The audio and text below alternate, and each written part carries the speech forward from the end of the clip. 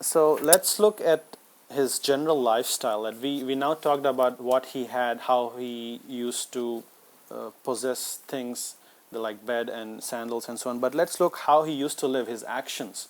How were it, general speaking, general manners.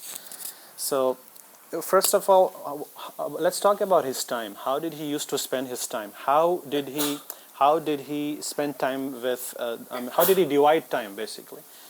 So the hadith, it mentions that he used to divide his time in three different ways. He used to divide it. First part, he would spend specifically for the worship of Allah subhanahu wa ta'ala.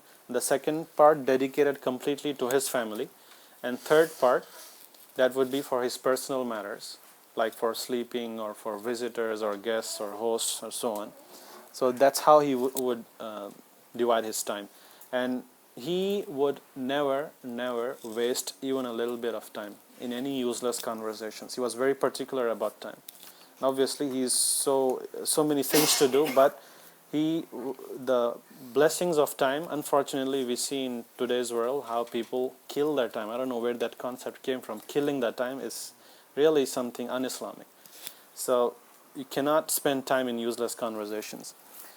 And when it's about his decisions, the way he used to make his decisions, one thing that was common in all his decisions was that he used to always choose a middle path. Always choose a middle path in all matters. And whenever he was given choice between two things, both the two options are probably halal. Both there's no sin upon you if you follow any of them. He would always choose an easier path. That was his style. That was his sunnah. He would always do that. And it is also something that we can implement in our life. Some people just try to be like, I want to be more pious, I want to be extra hard, this and that. No, if you have two choices, one is easier than others, you choose it. But it doesn't mean that you go about choosing, like some people say, I will follow the easiest fatwa in the world. So that's bad. You cannot pick and choose the fatwas. But when it comes to general things, you choose easier things. Try to choose for easier things. And he loved perfume a lot, and he used to put the perfume on his hair, on his beard, and also his clothes. And he said that using perfume is not extravagance, and there is no extravagance in good things. That's what he said. So that's something that he used to love, perfume. And his lifestyle, so basically his life was very simple, right? Very simple lifestyle. He lived a life of poverty. Even though he got a lot of war booty from the Battle of Khandaq and Battle of Hunain, so much war booty, he did not really live like a king. He and his family used to live a very, very simple life.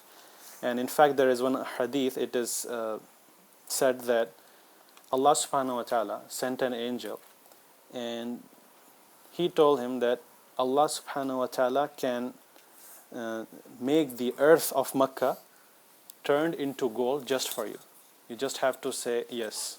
You just have to say yes. Allah will turn the earth of Makkah into gold just for you. What did Rasulullah sallallahu alaihi wasallam reply? He said, not so, but I shall eat one day so that I may thank Allah, and remain hungry the next day that I may be humble and meek before Allah. So that's how Rasulullah sallallahu alaihi wasallam lived his life. It wasn't that he didn't want to get rich. It's because he didn't see a point in it. Because he wanted to see, when you become rich, what happens? They'll start forgetting Allah subhanahu wa ta'ala, and they will become arrogant. And they will, when you stand for salah, you're praying salah, but when you are living a very comfortable life, you are just not focusing about Allah subhanahu wa ta'ala. That happens with wealth. Some people, mashallah, they can do it, but that is the fact that wealth can really take you away from Allah subhanahu wa ta'ala. So if you get little bit, you will definitely thank, because you are in need of it. Now if somebody gives us anything, we don't really care because we already have that thing. So it's like a small thing and we don't really thank Allah subhanahu wa ta'ala the way we are supposed to do. So I said, I should remain hungry the next day that I may be humble and meek before Allah subhanahu wa ta'ala. It's not haram to be rich, but Rasulullah sallallahu alaihi wasallam, as we said earlier, his bed was also so simple that he wanted to focus more on worship of Allah subhanahu wa ta'ala, that this wealth should not distract him from worshipping Allah subhanahu wa ta'ala.